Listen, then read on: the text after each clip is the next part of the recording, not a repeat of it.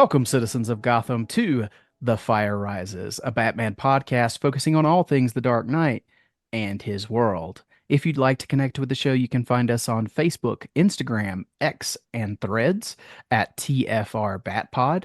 And if you have thoughts, questions, comments, or even suggestions for future episodes of the show, you can reach us by email. Just shoot those to tfrbatpod@gmail.com. My name is Eric Carter, and I am your host, and I am joined, as always, by my co-host, Joe Fornerato. Joe, welcome back, buddy. It has been a minute. It has been a minute, Eric. What's going on? Good to talk to you again. It is, yep, great to talk to you. I'm excited to be back in the podcasting chair. Just a little behind the scenes for everybody. I am currently in the process because my wife is in the military and we do have to move every so often, and it is that time. So we are packing up our house, we're painting, we're fixing, getting it ready for sale. So it's a little topsy-turvy right now, and it's a little more difficult to schedule podcasts than it normally is, and normally it's a tall task. So, just to give an advanced warning for you guys for the next several months, the schedule could be a little out of whack. So I don't know. I don't see any major gaps in episodes, but if there are, I apologize. I hope you guys will understand. But we've got great listeners, so I'm sure you guys will. But yeah, so sorry, Joe. We recorded our last episode, another little peek behind the curtain. Our last episode was actually recorded early. So I think it's been what, 6 weeks since we recorded, Joe? Oh God, I didn't realize it's been that long. I thought it was like 4 or 5, but yeah, I didn't realize it's been that long. And yeah, usually you spoil me with a nice background of whatever we're talking about. And today Eric's kind of in just a cardboard box recording right now. I think his wife put him in the backyard and he's kind of got like a drape behind him, and that's really all we got. He's in the snow right now with like a green screen behind him. But no, Yeah. he's Yeah, I am in my normal room that I podcast from, but I don't have any fancy backdrops for Joe to enjoy today, just packing boxes. So, but just imagine. So there my collectibles are back there, Joe. They're just all boxed up. So yeah, I just can't see them. They're there, but yeah, they're there. They're here in spirit. Uh so yeah, so I'm excited to talk about what we're going to talk about today. It's nice to be back in the booth per se. But yeah, before we get there, I did want to go ahead and give a little bit of time to our sponsor partners in Organic Price Books because I haven't been able to talk about them in a while. So, Organic Price Books, they're a small business, they're family owned, and they do provide great deals on the hardcovers and collected editions that we love. So, if you are looking for a new upcoming release or maybe a backlog title that you don't have, make sure you go to the link in the description of this show and you'll find the link there to go to Organic Price Books. You'll also find our promo codes. The first is tfrbatpod to save you $2 off of any order. And then the second is tfrbatpod ship it together, and that'll save you 5% off any order of 3 books or more. So make sure you guys go over to Organic Price Books. There are a lot of releases this year that I'm looking forward to, hopefully after my move is done, so I don't have to worry about any shipping delays or anything like that, shipping it to the wrong place. But yeah, Organic Price Books is a great place to buy. In fact, the book we're talking about today, I looked it up the other day. And just for a little bit of background, it's The Batman Who Laughs. That has a great collected edition, the deluxe edition that was released a couple of years ago, still in stock at Organic Price Books. You have that one, don't you, Joe? I have two different versions of the deluxe edition because one of them came with DC Universe Infinite, the subscription, which is a trade of the deluxe. I Mm. don't know how that works per se, if I'm even wording that correctly, but it is a deluxe version. It's just a paperback. It's not hardcover, but I literally bought the hardcover, I think a couple months before they shipped that or before they made that announcement that we'd be getting the paperback deluxe edition from DC Universe Infinite. So yeah, I do have it. I really love this edition. It's packed with all the covers. This had a lot of variant covers. So they're Yeah, dude. all included at the back of this. So that's really nice. And Jock's art looks really great in that oversized format too. Mhm. It's really nice. So yeah, guys, go check it out. If you don't have this copy of the book, it's a great one to have. So go check out Organic Price Books for this or any other title you're looking for. But without further ado, Joe, let's jump into it. Our topic today is the Batman who laughs.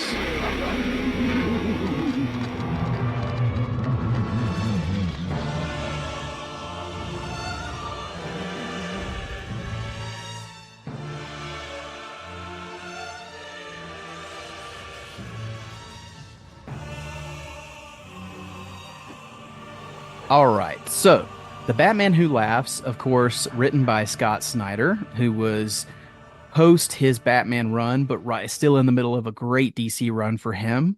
And the art was done by Jock. It was released from December 2018 to July of 2019. So we're right in the window, the midst of the 5 year anniversary, in the middle of the release dates there. And it got its first collected edition in September of 2019. So we're 5 years either way you look at it. Um, you and I, Joe, we will stretch to get anniversaries. Yeah, we were trying to find some comics to cover, and this one popped up. I saw something about it being started at the end of 2018. So I'm like, oh, that works. It had to have gone into the majority of 2019. That works for a 5 year anniversary. And honestly, any excuse we could find to talk about Scott Snyder, that was an easy one that I hadn't revisited this for a long time. So I wanted an excuse to read this again, and good excuse to cover it.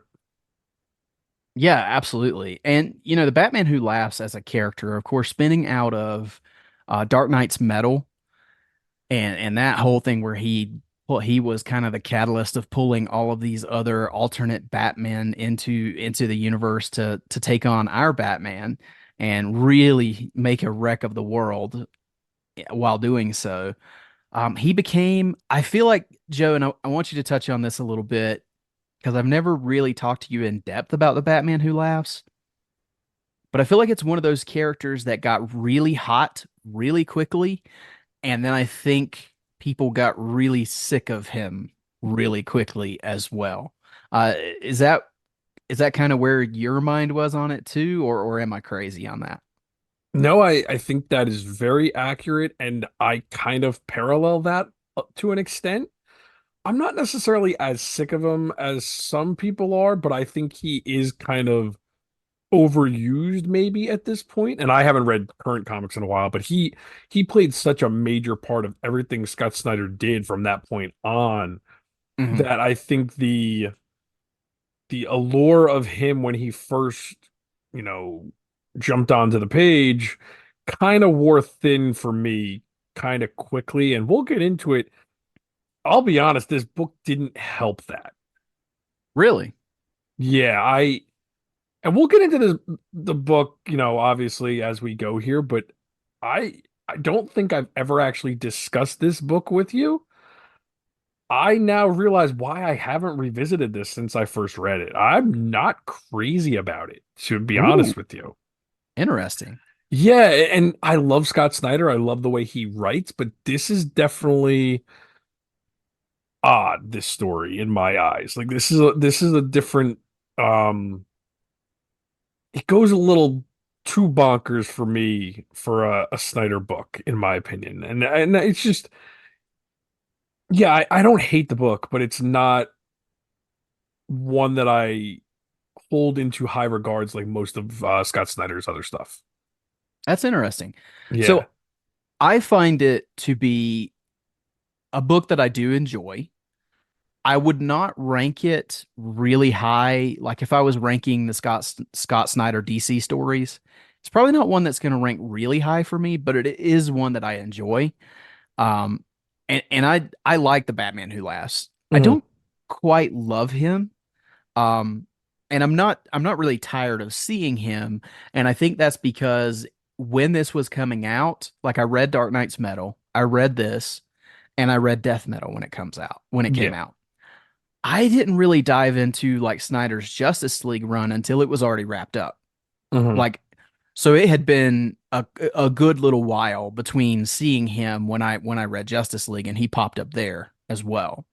So I don't know. Maybe I didn't read enough of him in like sequential order that Yeah. I got tired of seeing it. And But yeah, Snyder's stuff is so dense too that it does become a lot between like, and I read all that stuff as it was happening. For the most part, I think I fell off the Justice League stuff because it was getting too much for me. But when you put all those stories on top of one another and Justice League by itself, I mean, it was a long run. It was 52 regular issues, if I remember right, or something close like to that. it. Yeah, And then there were also the tie-in issues for the Injustice League or whatever it was, the Legion of Doom. There was other like, and then there was the um drown was it Drowned Earth? Is that the Aquaman tie-in? There was a yep. lot to that run, and Batman Who Laughs plays a huge part because the whole thing was all about the Dark Multiverse. Everything led up to that. Everything kind of culminated with that in Dark Knight's Death Metal, and because I think Death Metal came after Justice League. Yes, Okay, and it is a lot, and I think the and I'm gonna screw this up a lot. The Batman I'm gonna say the Man Who Laughs instead of the Batman Who Laughs sometimes. The Batman Who Laughs to me only works in that weird, crazy, dark multiverse type of story. I don't I don't want to see him pop up all the time because I think it takes away from that specialty of him. Excuse me. And kind of like how like I loved Flashpoint Batman. I don't know if I want to see him in the regular world all the time. I think I kind of like related to that a little bit. And I get that. it's a That weird thing because I do think the character is really interesting. I think all of the dark multiverse Batman, it was such a cool story and all those tie-ins for Metal were so great. And I do think this, all of the characters being so interesting, this is the one that did stick around more than the others. mm, Um, and maybe I'll touch on this more in this story or when we get into the story, but honestly, I think the Grim Knight is a much more interesting character in this story than the Batman Who Laughs. I think he's where I really wanted to know more about him, and he's the focal point. But if I remember correctly, this is the only story we ever get him, right? I think so. I don't think he comes back. And he I was was re not included before this book. This was where he was introduced. Yeah, because there's in the story, there's even, and I'm paraphrasing, but the Batman Who Laughs even says, kind of introducing him, Hmm. I've saved my worst Batman Yeah. for this. So we didn't meet him in Metal, and but I was, if I'm honest, that's one of my disappointments with Death Metal, is I really hoped he was gonna pop up there, Hmm. and he didn't. Now I Hmm. still enjoy, I really like that story, but he didn't show up again, and I was really hoping he would. But to go back a little bit on the character, and I promise we'll get to the book in a little bit here, but I think it's a fascinating character, and I agree with you. I think he's an attraction rather than a villain you bring out every once in a while. I mean, I think he's one of those characters you save for maybe, once every several years. You want a big event, you want to bring him in, make Hmm. him a headliner attraction. Or make him a Um, surprise. Where I think yeah, because he's been around for so long now and shown up so many times, the surprise is gone now because I think that yeah. was the initial shock factor of him was this great idea of him as a character that nobody expected, where now you kind of diluted it a little bit by him showing up so much now Mhm. and seeing Batman defeat him over and over again kind of thing. Where it's like, okay, you've missed that specialty from him and it's like honestly, I don't Which want to see is, the Joker as much as I see this guy. Like, yeah, it stings, but I like him as a character. But you need other things too to make him more special. which, to be fair, it's been several years now since he's popped up. I mean, the Yeah, and Justice that League run, I haven't read any of the current stuff, so I would assume. But yeah, also, Snyder hasn't been writing, has he? not for DC, not in a Yeah, while. so this is, I mean, Snyder hadn't written a book without him, I don't think at all, since he was introduced in DC. Yeah, yeah. Yeah, that's right. Because but his trajectory, I think, without looking at the Justice League stuff, I mean, if you just read Metal, this book, and then Death Metal, Hmm. it's a really good character arc. It's a really Yeah. good trajectory because he starts out in Metal kind of as the secondary villain to Hmm. Barbados, Yeah. even though he's realistically he's the focal point, but Barbados is the big bad.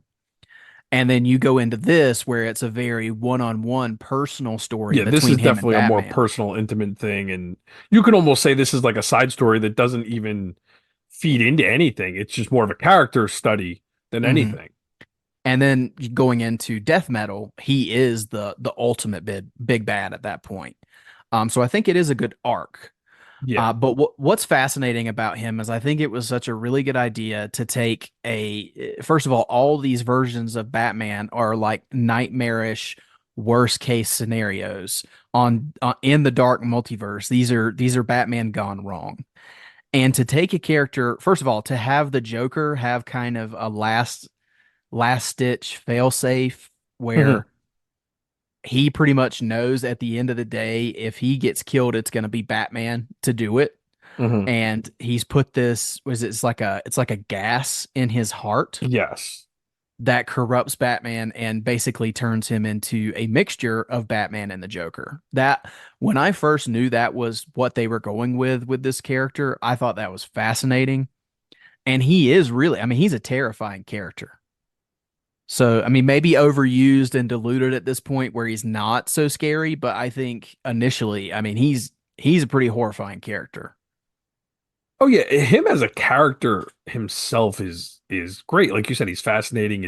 It's very intriguing. I think the shock factor of when we first saw him, all that worked, and I think it works really well in Metal. I think it's when I think it's the Justice League run because it was so long and he plays such a huge part playing with the Joker, playing with Lex Luthor, all that stuff on top of what we already got in Metal and this, and I think it would just it got exhausting. And I think the run itself got kind of exhausting because it is such a long run. And it, like, as much as there were little stories within that big run, and this is a huge tangent, I apologize.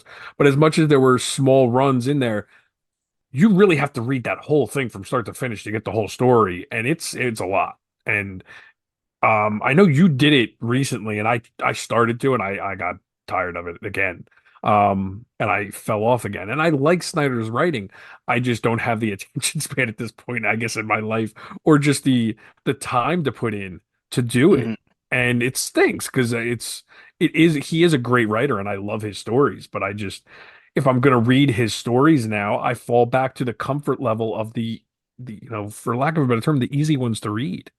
And this one I do Yeah. like the idea because it is a 7 issue story. It was a quick read. It's just a weird story. It really is to me a weird story that plays into other stuff that Snyder has written that I love with the James Gordon angle or James Gordon Jr. angle. And I think Mhm. that's really cool to bring him back. I kind of wish they did more with James Gordon in the story. Um, Yeah. because not a lot comes out of that other than like a couple of conversations between him and his dad that I guess don't go as far as I would have liked them to. I actually thought it would have been really intriguing, and I kind of even remember it wrong, where I thought they were going to kind of touch on the fact that James is not really getting better and he doesn't want to get better. And they don't go that route, which I thought maybe, I guess you could say that's kind of it lacks the arc of him trying to be rehabilitated that might kind of hurt the storytelling angle, but I thought it might be more interesting if, you know, his father doesn't want to believe because he's scared that he's not getting better truly and he's right that James Jr. is really not getting better and he doesn't want to and I don't know I thought there could be a lot more interesting stuff there but I get it from a is that like a moral angle where they you want to believe that he is getting better but Mhm. does he show up again and am I remembering in another story that he's still not rehabilitated where he goes back to being bad in another story in the future after this? Possibly. I'm not sure. I know that the end of this story kind of dovetails into the Superman Batman comic that they started Oh, that's shortly right. And I afterward. never read any of that because that's not Snyder. Yeah, I read several issues of that and it was really good. I just kind of fell off of it, so Hmm. I don't know how they went back to that. Hmm. But I kind of have a different view than you on the James Gordon story. But we'll get there. So what you said a few minutes ago, yes, I read Snyder's complete DC run from start to finish last year. Yeah. And I have a Goodreads account. So I set a goal for myself at the beginning of the year and I try to read so many books in a year. And And you have a much better attention span than I do. oh boy, this run, Snyder's complete run, it ate up the whole back half of my year on my Goodreads list because I don't think I realized, you know, just how many books Snyder wrote for DC Hmm. from the beginning of his Batman run until the end of Justice League and then Death Metal. Well, yeah, Holy if you cow. include, I mean, if you include, what's the first story? Is it Black Mirror or the one before that was Gates of Gotham? Did you include Gates of Gotham or no? No, I started with the New 52 because that was kind of the Okay. continuous run. Oh, so But you didn't yeah, even start with Black Mirror. no, because Black Mirror Okay. was technically Yeah, it was pre-New 52. different continuity. So I wanted Okay. to read New 52 on. But yeah, it took a long time I to would read all forget, those. like, I'd forget the first couple issues by the time I got halfway through the story. Like, it's not an easy read. There's so much, and he calls back to things all the time, and that's what a good writer does. I'm not faulting him, but I miss things constantly. And I mean, I've read Court of Owls probably a good 4 or 5 times now. And I'll still read that and go, oh wow, he was planting seeds for this. And I don't even remember that. And There is stuff in death metal that he calls back to his original story yes. in Court of Owls. Yep. So just all the way through, he to me, Scott Snyder, and this some people may hate this, but to His me, whiteboard must be the size of our houses. yeah, Like the the the the attention to detail that he has, in my opinion, makes him like the J.R.R. Tolkien of comics. Mhm. Because it's if you read like the Middle Earth stuff, Lord of the Rings, Hobbit, all of that stuff, there's so much detail packed in those stories that you can never put it in a movie, which is why Mhm. a lot of that stuff's not in the movies. But that's very similar to how Snyder is, just in a comics medium. He dives deep, he remembers all this stuff, or he has very extensive notes, Mhm. and he just ties it all back in so well. But yeah, it's a lot. Um, but yeah, let's go ahead and get into the story itself. So you've already mentioned we do have James Jr. returning in this story. But the major crux of the story is the Batman who laughs is back. He has come back to haunt Batman in this story. And it starts out in this really weird because we have versions of Bruce Wayne who are popping up all over Gotham City dead. And they're from different universes. And one interesting aspect I thought was they made a point to show how much happier these versions Yeah. of Bruce Wayne were than the in continuity Batman and Bruce Wayne. They had done things so much better. And this is one thing I kind of don't like about the story is it's very they do a Cruel lot of to Batman. it cruel. Yeah, it's like the primary version of Batman. They continually say over and over again that he's the worst version of Batman And not across the only multi. that, if he knows that all these other versions are happy, if he did other things, aren't you hurting his mission by him thinking like he's admitting all these other versions of himself were happy? Is that putting more pressure on him? I guess that's the point is I don't deserve to be happy. My mission is my mission and I'm okay with that. I guess that's the point of the story. It But is. it's I think rough. it is. I think it's a commentary on the mind on how everybody perceives Batman as well. Hmm. Like his mission can't end.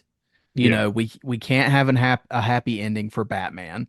So I think it's kind of a meta commentary on Hmm. how everybody sees Batman. and the Batman we all love is kind of the worst version because he can't move on. He can't have closure. He can't use He his resources to help Gotham. Like that was a big thing too. Like, Yeah. yeah. And he can't, he can't move on from Mhm. Batman, basically, which is the reason that he's lasted so long in the comics genre and outside of it and why we all love him so much. But it is a very biting commentary on the Mhm. character.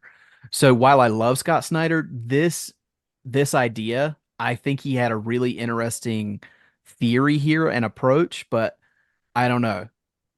It's it's not his greatest stuff to me. I think it's a little too biting. Mhm. But yeah, I mean, so in the midst of this, he's the Batman who laughs. His plan is basically to turn our Batman into the Batman who laughs. And he poisons Batman at one point, and the process starts where our Batman is starting slowly to become the Batman who laughs. And the end game here is, and it gets a tiny bit convoluted, but the end game is to kill and collect blood samples from enough of these Bruce Waynes where the Batman who laughs can accomplish this goal with this MacGuffin he's trying to get throughout this serum that he's trying to get so he can complete the turn of our Batman. Mhm. Which I'll be honest with you. The MacGuffin of this Mhm. story, I think, is the weakest point Yeah. because they make it clear that the only thing early in the story that's keeping Batman from turning, because they even say he's got about a week Yeah. before he turns, because he's using every version of Joker antitoxin that he's ever concocted. At one point, you see like him strapped to all these cables, and he's got, you know, dozens of syringes in his back, and he's being pumped full of Joker antitoxin. And they make it clear that he's going to turn within like a week. So why do we need all these blood samples from these other Bruce Waynes if he's going to turn anyway? Did that make sense to you? No, I didn't. And I honestly just tried not to even think about it too much because I don't think it worked. Um, but I think this is the part of the story that just it gets too much for me. Like, okay, so how do we know it's a week? How do we like this Joker toxin is fighting it off, but he's still turning kind of, but it lasts a week of him kind of turning and not turning. And um this is where I mean, is it stupid to say it's a little too comic booky for my liking, where it's just too much. Like I don't know. Um and I know this has become a hot button issue, but it also feeds into the whole like no matter what Batman won't kill thing, and it's like I don't know. At some point I'm just like, come on. Like I don't know. Um and it's been a while since I've read the book. We were supposed to record last week, so I read it, a couple days before that, and I just remember thinking like I'm I'm to the point where this is so out of not out of left field, but it's so far just crazy bonkers out of my mind. I can't even make sense of this, but no matter what is going on, Batman still has that where it's like, but I can't kill the Joker, nobody can kill the Joker. I need to keep him alive at all costs. And it's like, why? And even Alfred's like, why? Like, and that's the kind of stuff where it's like, I feel like now writers are putting that in there just to put it in there at this point. Like, you didn't even need Joker to be almost dead and revive him. You could have just had him alive. Like if you're gonna write yourself out of this stuff, don't even write yourself into it. And Yeah. that does kind of annoy me at this point because it becomes such a, you know, Well, stupid argument every day now. uh, having Batman go to such lengths to not have someone die keeps you from being in the news like Zack Snyder was But recently. yeah, yeah, and I didn't want to even say it, but it's like, have we really not come to a point where guys, the reason Batman doesn't kill is because the writers find ways for him not to kill. Like, have we really not grasped that? And everyone's like, oh, well, that's the point, is a good writer finds a way. No, I feel like a lazy writer finds a way for him to not kill. Like, or a one that doesn't want to deal with the backlash at this point. Like, that's it. Like, it's just, and Well, that's my and to point, is your like, just point, don't make Joker almost die. Don't make him revive Joker. That there's no way you're ever going to convince me that reviving a dead Joker is a good idea. well, to your point, And I I didn't want to go think on this tangent because I no, think it's it's okay. such a It's okay. dumb It argument. it makes sense for the story. To your point, I think there's so many, there's so many critics out there who will call out, in movies and stuff when Batman has killed in the movies, don't put him in that situation. Don't write him into that situation. On the flip side of that, don't write him into such a ridiculous situation that doesn't make sense of why he would go to such lengths to save the Joker. Exactly. That Like yeah. So we've gotten so touchy with Batman not killing the Joker that we've even gotten to the point where now he's willingly saving this guy. Come on, people. Like yeah, I don't want Batman saving. I get it, like it's become such a cliche and it's like, oh, but that's just what Batman does. He doesn't let anyone die unless he does. But can't let the Joker die. especially at the point in this story where the whole point of keeping Joker alive is so because he doesn't poison someone with this what he's put in his heart. It's He's already already done. poisoned. He's already done. And Yep. yeah, so So you again, know, it's just, and I love Scott Snyder, I really do. Like it just, this story got convoluted really quickly, and even that aside, because that's just a common thing in comics right now. I'm not even blaming Scott Snyder for that. It's just then to go from there into this crazy thing where the Batman is constantly fighting the urge to turn into the Joker, which that is good. Like I'm okay yeah, with that. It just becomes like I almost feel like, would the story have worked the same if it was just Batman and he wasn't trying to turn? I get that's not the story he's trying to tell because he's yeah, trying to beat a clock here. But I think the Batman Who Laughs is a very interesting villain on top of all of that, or despite all of that, where if he's just trying to prove a point otherwise of this, like you could take the MacGuffin out of this story. If he's just like dropping Bruce Wayne's out of the sky and to taunt him with no yes, plan whatsoever, and Batman's trying to figure out what's going on, you make it like a little mystery. That could have been cool too. And again, I'm not trying to kill this story, or try to say this isn't, I'm a better writer than Scott Snyder, because God knows I'm not. But it got convoluted really quickly. It got too complex. Where I think I like Scott Snyder doing more simple stuff. Like again, we always go back to the Court of Owls or Death of the Family. By the way, Death of the Family just got announced as an absolute. Cannot wait for that.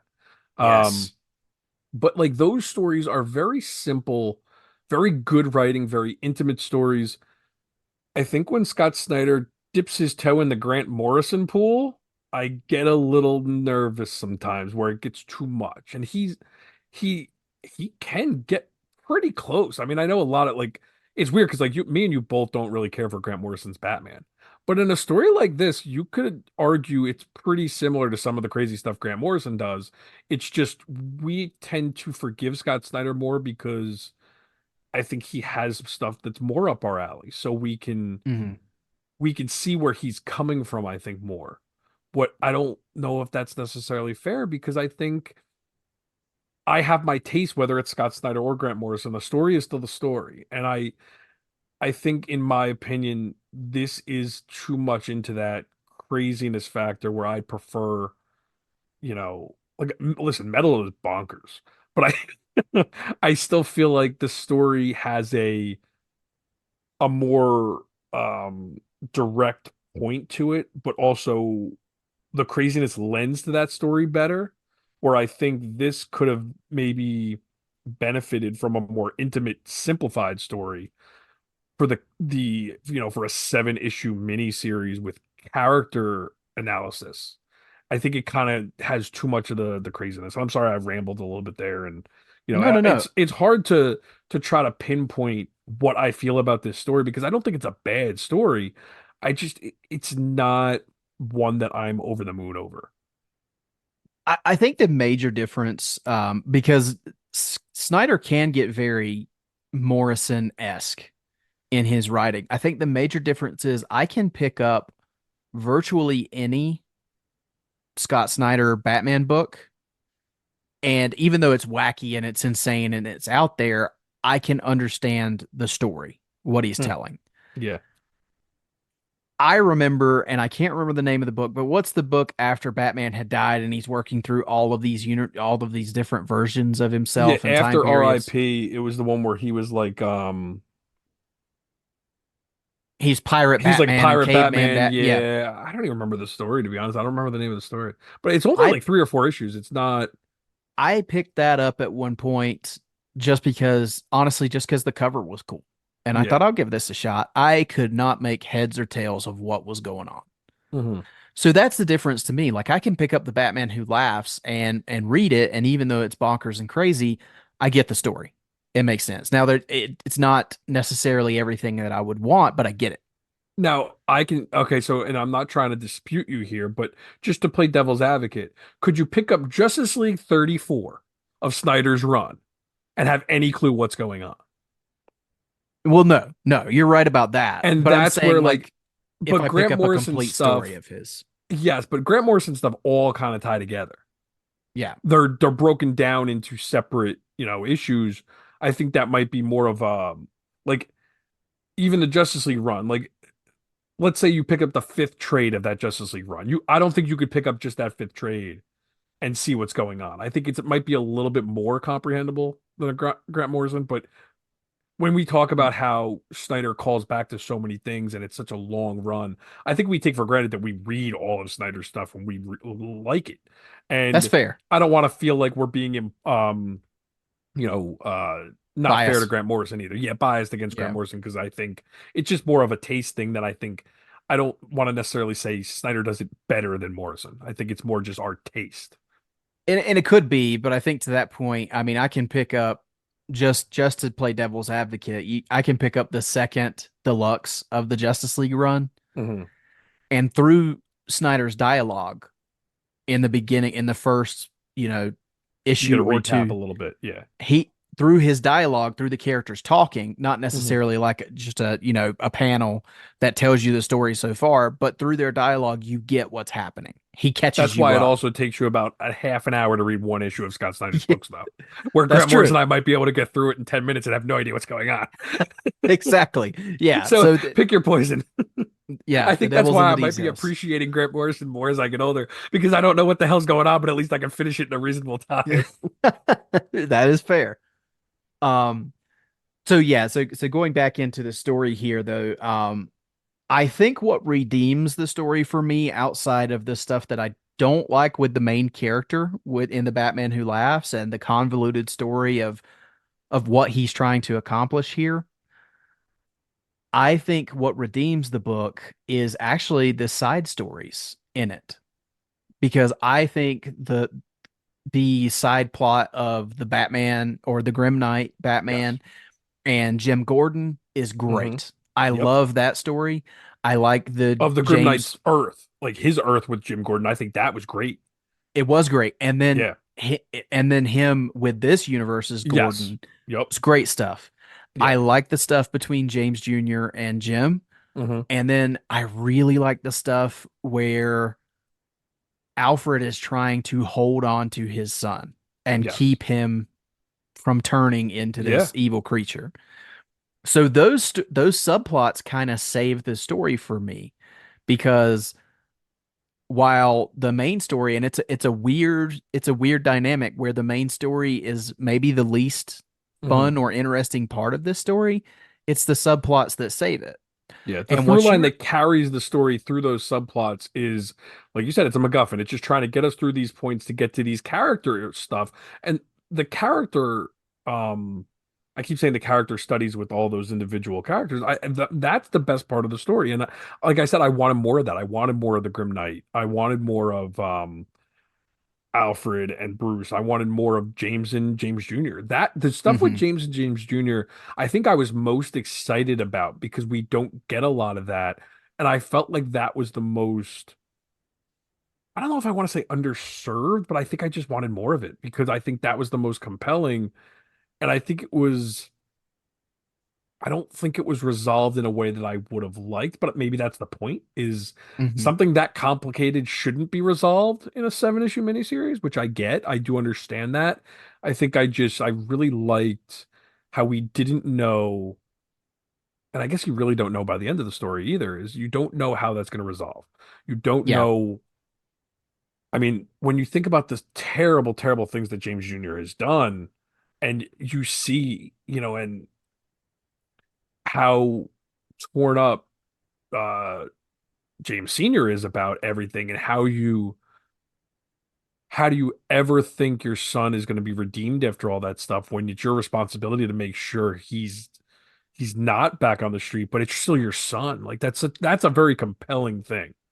And Hmm. I think I did just want more of that, um, instead of the bonkers nature of the MacGuffins and Batman turning and all the stuff Yeah. with that. But yeah, I mean, like you said, the Grim Knight, I really wanted more of the Grim Knight. I think the Grim Knight was really fascinating. The whole stuff with James Gordon basically being his biggest villain, tying that in with James Jr. was really smart. I think that was really cool. I would say that James Jr., the reasoning for bringing James Jr. in the story was a little iffy. Well, that's actually one of the parts I liked because Batman knows that his faculties are not completely there because he Hmm. is turning into this thing. Um, and he wants someone's mind who is kind of similar to the Batman who laughs, completely unhinged, Hmm. who has no moral compass, and how would he work it? Hmm. And kind of using James's mind to try to get there. And the fact I think it's a good kind of, putting two things against each other where James is trying to change. Hmm. And Batman in this situation is one that's kind of hurting him from Yeah. doing that because he's really trying and he's using this program that you know Jim Gordon got him into where he is working. He has a job. Yeah. He's trying to become a productive member of society and trying to stay on the straight and narrow. Which no one should be okay with.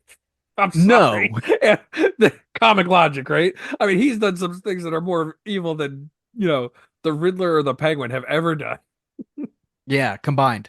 Yeah. Um but I mean for the purpose of the story, I mean Yes. he is trying to change and he even he tells his dad straight up, I still have awful thoughts Hmm. and I don't really want to change, but I'm trying.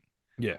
And he's trying to and he's not even trying to convince Jim because he thinks Jim's made his mind up to pull the program and to stop it. So he's not even trying to convince him, but he's in a way letting him know this is working. You Hmm. know, I I'm not where I need to be, but I'm on the way. Yeah. And while it's comic book logic and completely ridiculous, I like that they were trying to give Jim or James Gordon Jr. a new spin and trying to bring him out of what he's always been. But again, yeah, it doesn't resolve in the story. So, To your point, there's a lot of layers there too, because he's saying I am changing, but I don't want to change, but I'm willing to try and change, even though I don't want to. Like, it's pretty interesting because it's not cut and dry with his psychosis the way it is, and it makes sense for him to be torn. You don't want him to just flat out say, "I want to become good now," because I don't think that works. mhm. I think that is really intriguing, and I think that's why I did want more of it. And again, if we got more down the line in another story, again, that's not that's something I didn't get into. Fine. That's on me. But I think, you know, between Mirror and a couple of things in the side stories for Death of the Family, um, this is probably the most we've seen James since then. And Yeah, I mean, Black Mirror is probably the most underrated of Scott Snyder's stories, in my opinion.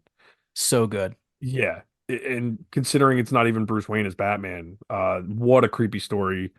James Jr. is, that's a story that's more complicated every time I read that, I don't realize how big of a story that is. I don't remember how big of a story that is. There's a lot going on in that story. And but James being the spoilers if nobody's ever read it, but that's the big bad in that story is James Jr. Um, and it's a really, really great story. But yeah, that's for a different day. Hopefully we will cover that one day because that is a really great one. Oh, we will. Um, but yeah, and then the Grim Knight version of Batman.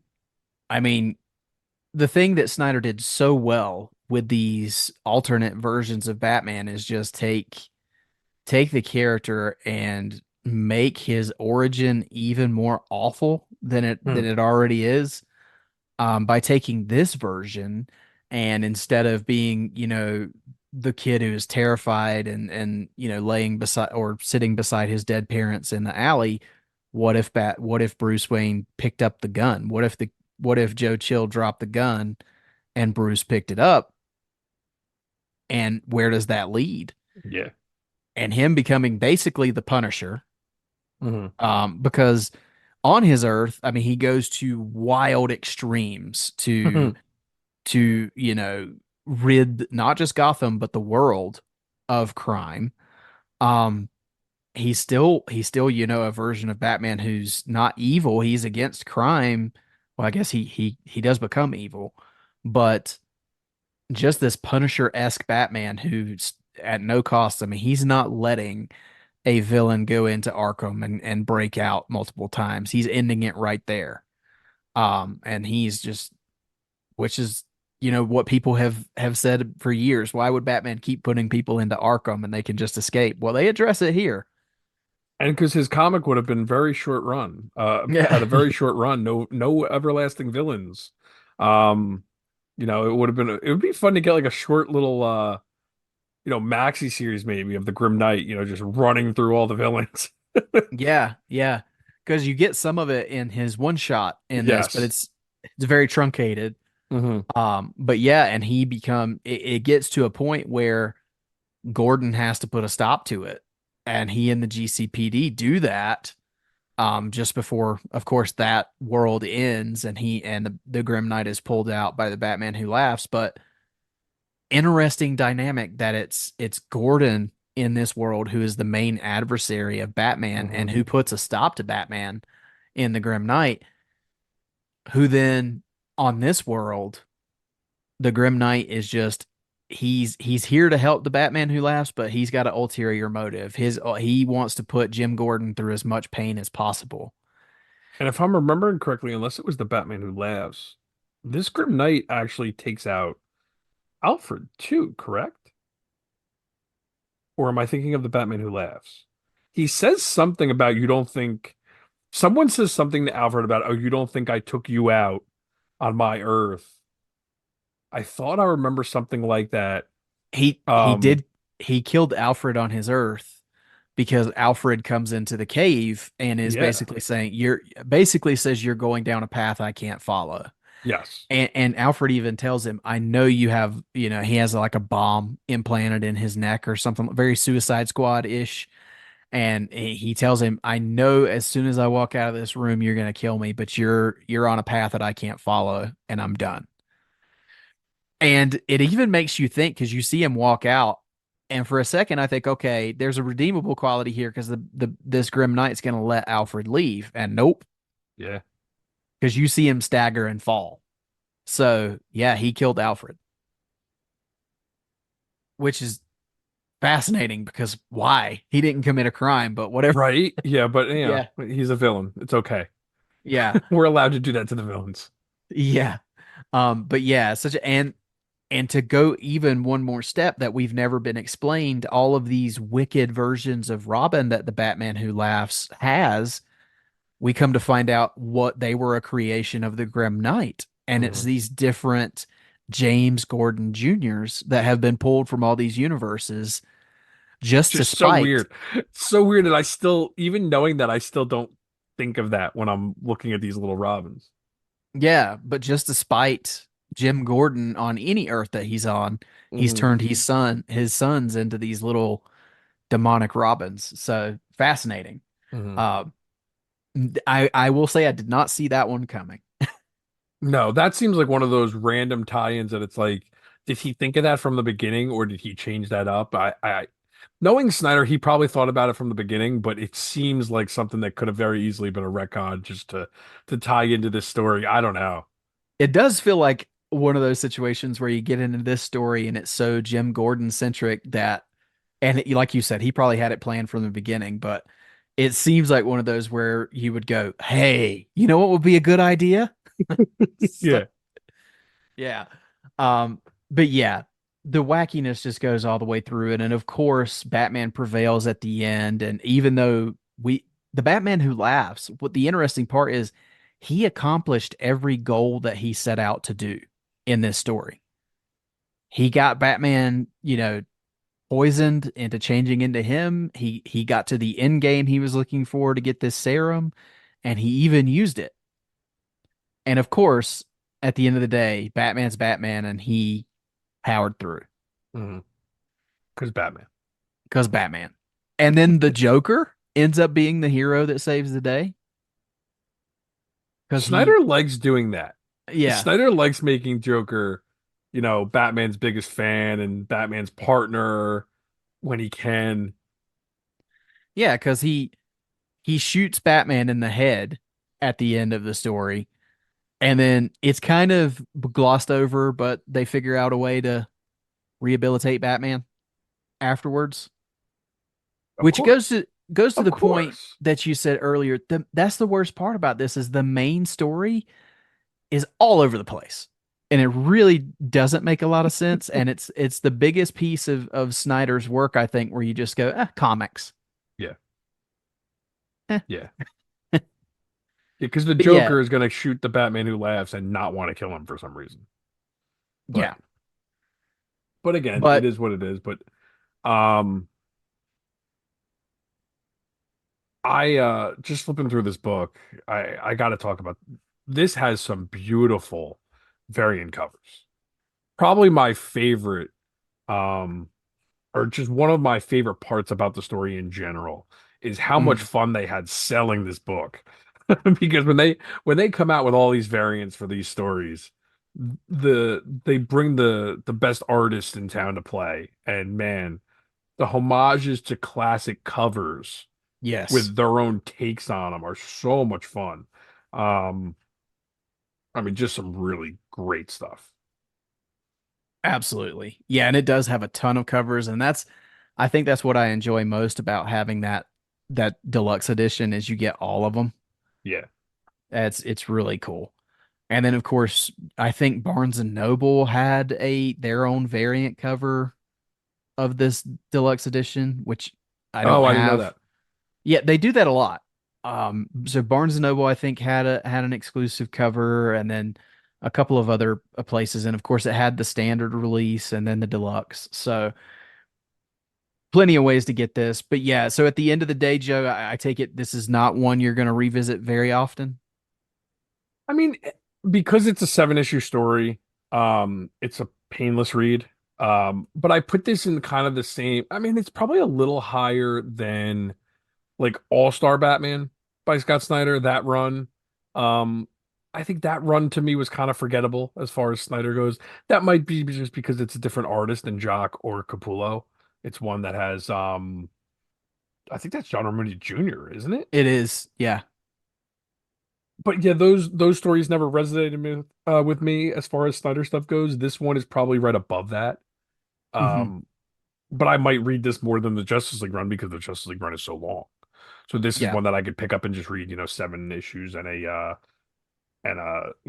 the Grim Knight tie-in. But yeah, it's not my favorite, but I think, talking about it with you, I've realized that there is some fun stuff in there, some extra stuff that I really do like. It's just the story itself is a little convoluted for me, a little too out there with the Joker toxin and him turning and all that kind of stuff. But I think there is some really good character stuff in there that you can find and really put your teeth into that and really focus on that if you're ever looking for another story that, it really doesn't have a lot of, I think I talked about this before, it doesn't have a lot of bearing on anything else in the Snyder saga. Like you can Mm. read this or you can not read this, and I don't think it really affects much anything else.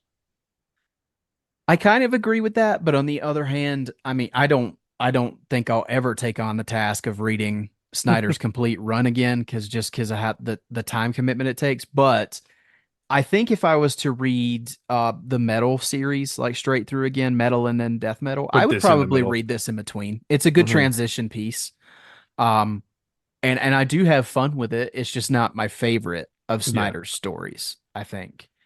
But yeah, I mean, the Jock art is wonderful. I Yeah. love looking at his art. And I do really like the Grim Knight stuff and the Alfred stuff. So it's definitely got its highlights, but not Snyder's shining moment with DC. I don't think. I think what's cool is because we're both such fans of Greg Capullo. I think this story lends so much better to Jock. Like I think it Yes, works. Could I see Capullo doing this? I mean, I think I could, but I could I see think it him doing works. anything Snyder writes, Yeah, though. just because I like him. I Mm, love Greg Capullo's artwork, but I think this works much better with the stylized version of Jock doing it. yeah. All right. Well, is there anything else major that we missed that you want to bring up, or do you think we're good, Joe? No, I think I'm good on this story. I think we touched on the character itself a lot. I do need to read Death Metal. I did not reread that when we got the Absolutes or the Omnibus. Um, that's a lot of fun, crazy reading too, which I kind of contradict myself because there is some bonker stuff in Death Metal and Metal. Um, probably makes this look a little mellow, but I think because the tie-ins are so much fun on those books, and I do want to dive into that because we read Metal last year when we got that. So. Um, but yeah, I think after reading this and getting back into the Snyder stuff, it does make me get the itch to continue with some of his stuff. It's so much. You know what I was I was just thinking if you handed someone who had never read Batman, if you give them this or Last Night on Earth or something like they're going to be like, "Why do you like this stuff?" Well, what's crazy? So that's what's so funny. For some reason, I love Last Night on Earth because I do too. I I don't think it's as crazy as this. I don't know why. I guess because it's such a weird like apocalypse story. Like it's an after the world has ended and it's just so crazy, but it's fun. Where this to me isn't like a fun story. It's just a weird, crazy story. I don't know. It's I can't hey, say I why I feel this way because I know most people do not like Last Night on Earth, and I forgot about it till you just said it. That is, that episode of Batman Book Club you did with Ryan was hysterical. I I was about love to listening say to that. Yeah. I talked to Ryan for at least an hour and a half about Last Night on Earth. And I think I was like the ultimate pitch man for that story. And when we got to the end of it, Ryan was just like, I'm glad you like it. I don't get it. So, Yeah. In the nicest way possible, like Ryan does. But yeah. um but yeah, and I like that story. Like it makes no sense that I would like kind of rip this one to shreds a little bit and love that one because that one is, I mean, he's walking around with a Joker head talking to him the whole time. But it's just to me that's It's fun. Like wild. it's just stupid and fun where this one I don't know. But I think because this one like had more of a serious tone to it with the Hmm. bonkers craziness that was going on too. So I don't know. It's just preference. Now you got me itching to read Last Night on Earth. I think I read it when you did the episode, so I think I've read that more recently than I remember. But yeah. So I mean, I think it's always worth reading a Snyder story. It's just you you got to really like buckle in and go along for the ride because man, it takes a while and you gotta really focus too because if you can't just skip through it. You can't just scan through the pages. His stuff is tough. His stuff is really hard to read if you're not really in the mood. But I take great honor in the fact that I could bring the one Batman book that Ryan Lauer actively dislikes I think there's a to that couple. podcast. Ironically, I think another one is a Grant Morrison one, that he always talks about. No, no, no. He's told me. So he said that one he doesn't get, but he tries every time to like it. Oh, okay. Last Night on Earth is the only one he really, really does not like. So, Okay. So I that's a badge of honor for me that I Hey, there you get go. But anyway, yep, that's where we're gonna wrap it up on the Batman Who Laughs. But we're not ready to leave you guys yet. We do have some emails and also a Apple Podcast review. So we're gonna get into those. Our first email here comes from Philip Faust, and I believe this is the first time that Philip has emailed us. And Philip said, "Greetings, Eric and Joe. This is my first time writing." Yep, so I was correct there. "And I just wanted to thank you guys for another great Batman podcast for us listeners to enjoy throughout our lives. As a Batman fan, I feel blessed having a couple of great podcasts I can tune into on a weekly and monthly basis. Between Holy Batcast, TM, and all of you at The Fire Rises, I am able to stay in the loop on all the Batman DC news. With the two podcasts, I get reviews on movies from people whose opinions I genuinely enjoy hearing from. Gentlemen, thank you for the hard work that goes into this podcast and keep up the great work. Going forward, I'll try to email in more to stay up with the current conversations. Pulling from the past on your Bane episode, I would have suggested checking out Batman Gotham Knights 33 through 36, where Bane thinks him and Bruce are brothers. Not a great story, but one I found enjoyable. Apologies for the very long email, and thank you both again for another Bat-tastic show. Keep the fire rising, Philip Faust. P.S. Eric, you will enjoy this. Like you, I am a fan of Damian Wayne, so much so that my amazing wife agreed to name our now 2 year old that name. That is fantastic. That warms my heart that someone has named their baby after Damian. So, Philip, thank you so much for the email. Really enjoyed that. And yet, Batman Gotham Knights 33 through 36. I've read a little bit of the Gotham Knights line, but I think I remember something about this plot where Bruce and Bane could possibly be brothers, but if I have, it's been a long time. Um, Yeah, I feel so like I Joe, remember first of all, hearing about the story, but I don't think I ever actually read it. Unless it was because Gotham Knights is where oh no, I'm thinking of Streets of Gotham is the title that tied into the Paul Dini stuff. I don't know if I've ever read any of that run at all, to be honest you with and you. you and I recently were talking about something from Gotham Knights, and I can't remember what it is now. But yeah, I've never read the majority of that run, but for some reason this sticks in my mind. I do remember hearing about this, I think. Gotham Knights isn't the one that ties into the animated series, is it? No, no, it's not. Okay. But yeah, first of all, thank you so much for throwing the TM at the end of Holy Backcast because I love that we can throw that back a little bit at this Yeah, point. that wasn't us. That was in the email. That was not Eric throwing that in there. But Joe, any thoughts on Philip's email here? No, no, thank you very much for the email, Philip. That is really cool that you named your son Damien. A little bit of a risky move, if you ask me, about hopefully he doesn't have quite the personality that Damien has. Hey, Damien is a handsome name. But no, that's really cool. I mean, we all try to name people in our lives some comic book. I didn't do it with my children. But I did do it. My dog is Ace. So that was where I put the geekiness aside. But with yeah, Gotham Knights, I might have to check that out because I do remember hearing about um the story about Bane thinking him and Bruce are brothers or whatever, but I don't remember Hmm. much about it at all. I don't remember if I read it because I heard about it or I just heard about someone talking about it. But very nice email though, and I'm glad you're going back and listening to old episodes. That's really cool to hear because I That remember is doing cool. that. I remember doing that with other podcasts and stuff. So it's really I say the word humbling a lot. Humbling to hear that someone's doing that with our podcast. So that's really nice. Thank you. Yeah, absolutely. And seriously, to even mention us with Holy Backcast is very humbling. So thank you, Philip. We really appreciate it. All right, our next email here comes from Weston Craig, and Weston said, "Hey guys, I found out my emails haven't been sending to anyone since November, so I'm resending this. Hopefully you get it. I found out about your show through Holy Backcast, and I've been loving listening to your show. You have a great energy, and it's fun to hear your thoughts. Here are a few questions. What is your favorite DC superhero besides Batman or the Bat family, and why? What is your favorite DC animated movie? Have you ever played the Telltale Batman games, the Arkham games, or the Lego Batman games? If so, would you ever review any of them on your show?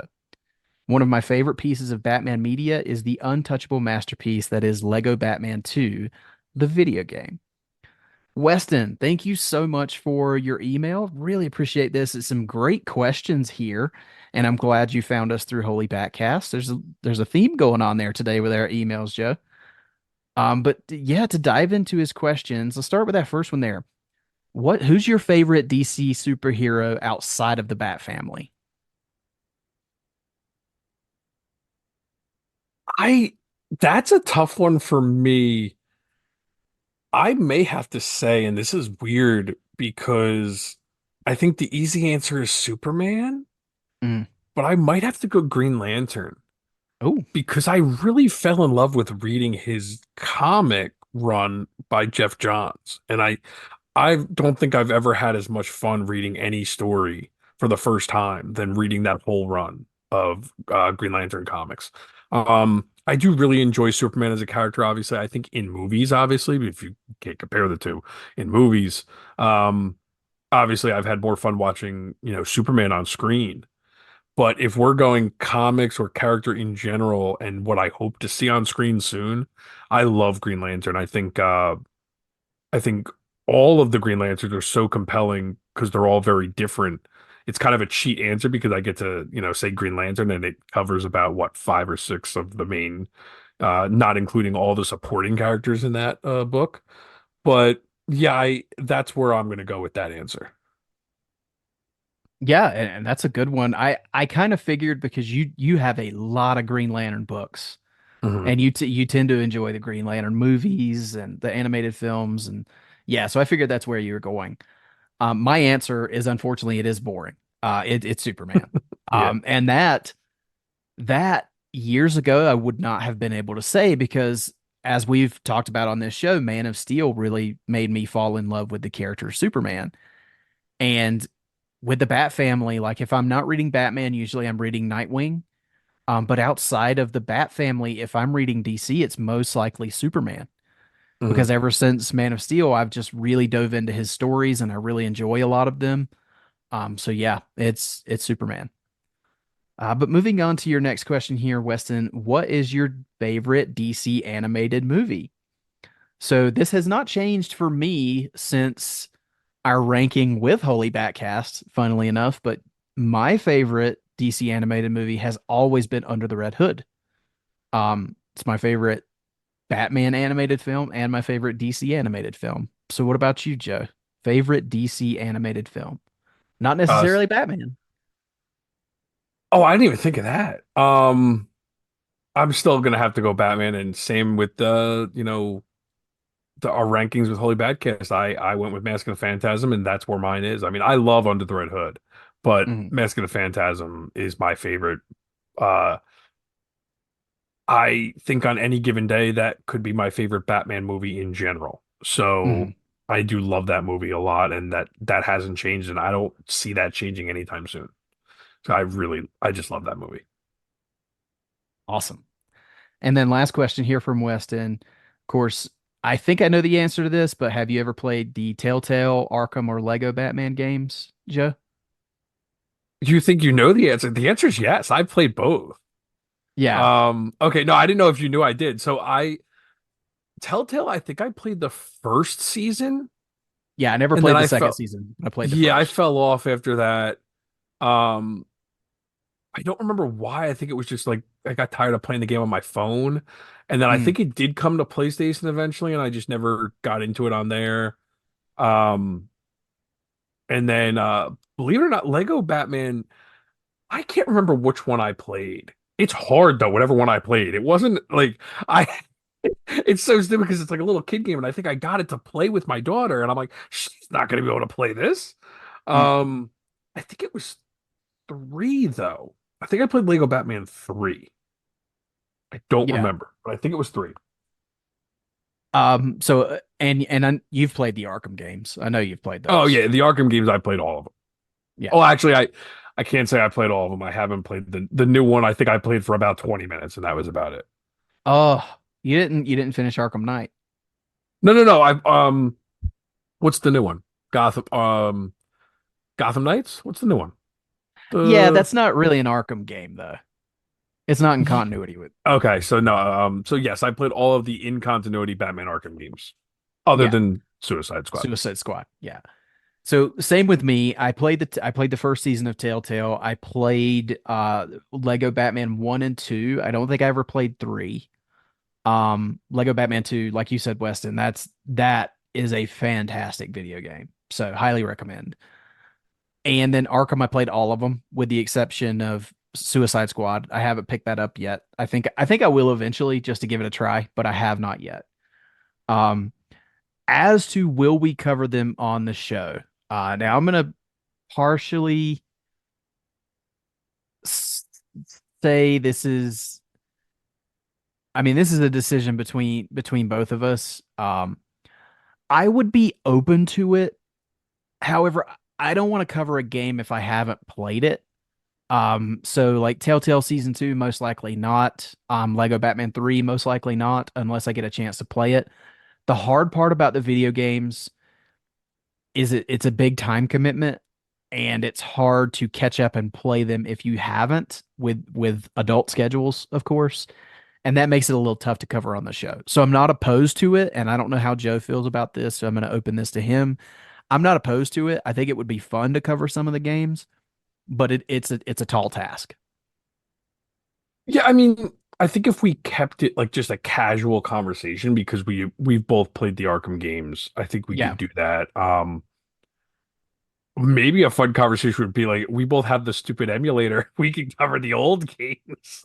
Oh yeah. Um, like the old Sega games, Nintendo games. Me and Eric bought one of these emulators that has like all the old like classic Nintendo and Sega games on it. And then there's a lot of Batman games on there.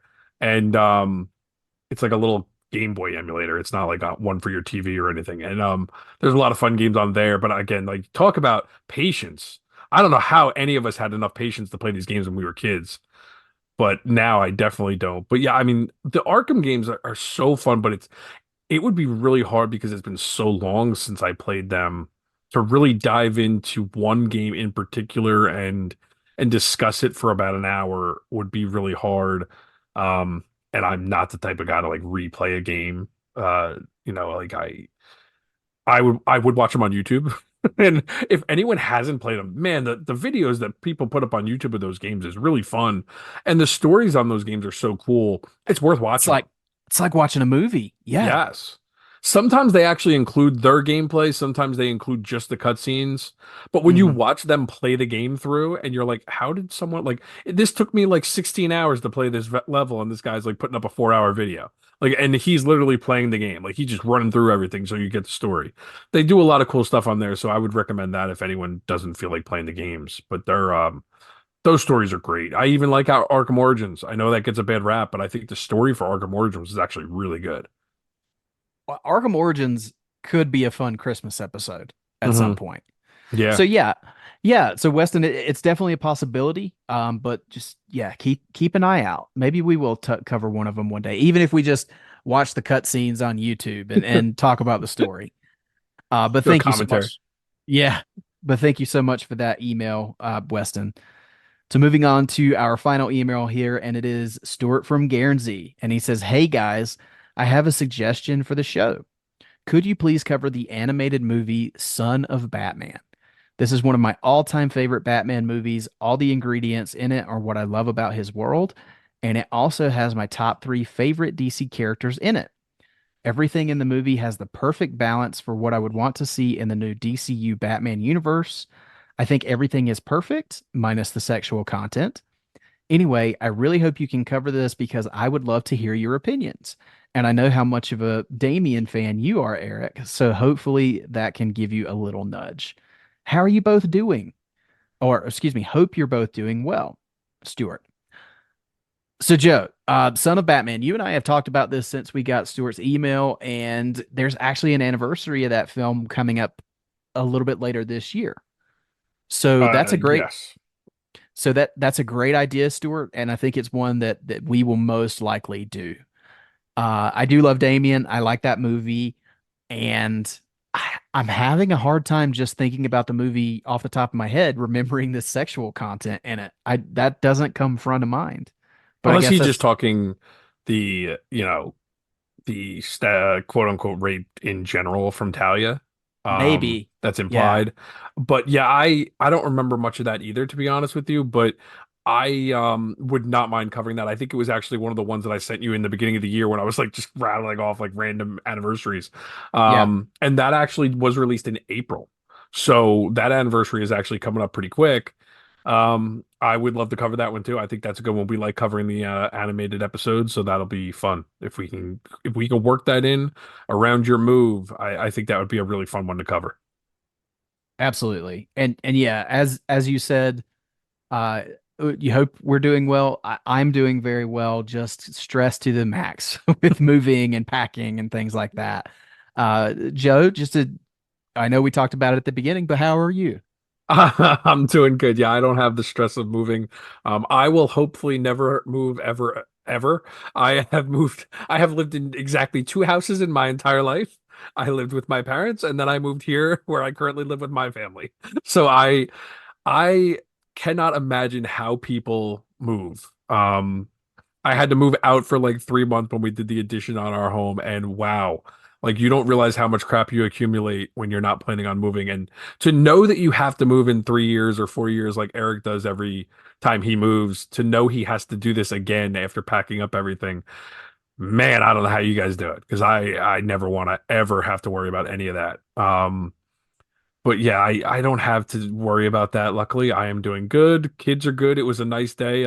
Happy St. Patrick's Day to everybody. Today we're happy to be recording on St. Patrick's Day. Today was a fun day. We got out. It was nice today. I know it's snowing near you, but here it was a lovely like 60 something degree day, and it's supposed to get a little chillier next week. But it's been a fun couple weeks now that the weather's getting nice and we can start, doing some stuff with the kids and everything. But I I hope look forward to being in a state where it's actually spring this time of year soon. yeah. So And selfishly, I'm just happy you're on the East Coast for, again, for we can, scheduling, yeah, yeah. But Stuart, thank you for the email, and I hope you're doing well too. And it's always fun to hear from you. absolutely. Thank you so much, Stuart. And then moving on, we do have a Apple Podcast review, and this, if I can get it pulled up here, it is from Idaho Superhero Geek, and it says relatable podcast. And he or she says, if you love DC, this is a great podcast. Eric and Joe are relatable DC fans, and their excitement is contagious. There's a great mix of content in the podcast, too. 5 out of 5 would recommend. Thank you so much for the kind words, Idaho Superhero Geek. That is an awesome review. And yeah, I appreciate that you think we're relatable. That's fun. Um, and great mix of content. I think that's one of the best compliments we can get because that's kind of what we strive for. We don't like to cover the news because the news can sometimes be depressing as a DC fan.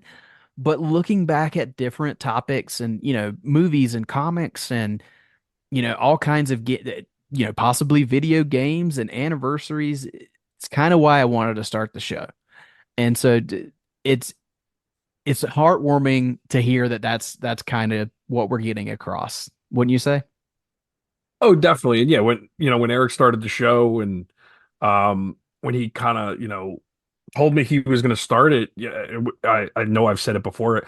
It wasn't the plan for me to be the co-host on every episode. It just kind of happened that way organically. And I think that one of the first things I said to him was like, I have no desire to cover the news. Like and it's not because like it wasn't a conscious thing. I'm just like, I just don't have a desire to talk about it because even when the news is positive, like I'm good with talking about that, but I don't want to do an episode just because we have to cover it, even if it's depressing. Like we want to talk about fun things on a weekly basis when we can, and we're joking always because we're like trying to find like random anniversaries to cover, and like it's more just we have the benefit of starting the podcast later, and we get to cover stuff that most of the other podcasts have covered already. So we're getting to Yeah. like touch on things that, came out 5, 6 years ago when all these other podcasts covered them when they were released. We get to talk about them now and look back at some of that stuff, which is a lot of fun.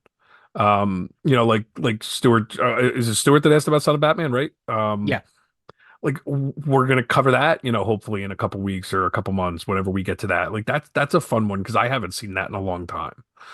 There were some other films that we were discussing if we could fit them in and try to cover. Like it, we like the randomness of each episode. I mean, the Batman Who Laughs, it was kind of like I just kind of looked at the shelf while we were recording last time. I think it was like, hey, when did this come out? And because it was an excuse to talk about something. And this is a book that doesn't get a lot of attention. It's just something that we, kind of both know we like Scott Snyder, and it was something to cover. And it's random, and I don't know if people are going to want to listen to an episode about it or not, but it's just fun for us to kind of talk about it. And I do appreciate that someone else can, that enjoys the randomness of our episodes because sometimes we don't really know what we're going to cover from a week to week basis. So it's good to know that at least people are getting something out of that because we enjoy that part, but it's still nice to hear that it's working for you. So thank you. Yeah, and just to add to that really quickly, I think the my favorite part of what we do on the show is we talk about things that are not news topical, so the episodes can stay evergreen. And you can go back and listen to one that we did 2 years ago, Hmm. and it's something that we talked about that's not going away, or the news on that's not changing. So you can listen to it and get our thoughts, and it doesn't have to be outdated information Hmm. because it's not news. So that's what I enjoy about it. But thank you so much, Idaho Superhero Geek, and I hope you continue to enjoy nerding out with us on Batman stuff. But Joe, I think that's a good spot to wrap it up for this episode. Thank you so much. I'm so sorry made you wait 6 weeks for another episode.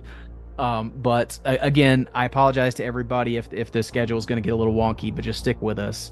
But Joe, thank you again for joining. Make sure you tell everybody where they can find you outside of the show. Yeah, this was fun. I can't believe it's been 6 weeks. I mean, I knew I hadn't talked to you for a while, but time flies. I did not realize, 6 weeks just flew by, and I guess I had that the little buffer with Holy Badcast. I had that, so that occupied me for at least an episode. But you guys can find me on what is it? X, Instagram. I did make a Threads, but I do not use it very often. But I'm on there. It's my James Gunn app now. I had what did I say? I had Vero for Zack Snyder. Now I have Threads for James Gunn. Um, so I'm following him on there. That's J Forn11, JFORN11, and then Facebook as Joe Fornarato, FORNAROTTO. Fantastic. As for myself, you can find my personal accounts on Instagram, X, and Letterboxd and Threads at mecarter89. That's mecarter89.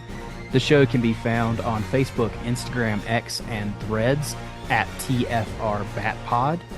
If you have those thoughts or questions for the show, like these fine gentlemen today, you can reach us by email. That's tfrbatpod@gmail.com. If you have thoughts or want to support the show, the best and easiest way to support the show is to leave us a rating and review. If you do leave those on Apple Podcasts, we will read those on the show. We want to thank our logo provider, and that is Justin Kowalski. He did our logos, and you can find those if you go to redbubble.com and search Shop TFR. They are on all kinds of awesome merchandise there. Our theme song was composed by the talented Gaurav Venkateswar, and his music can be found on gbtunes.com. Make sure you go to Organic Price Books, use our link in the podcast description as well as our promo codes, and save yourself on some awesome collected editions. But until next time, thank you guys so much for joining us, and we hope you keep that bat signal lit and pointed skyward.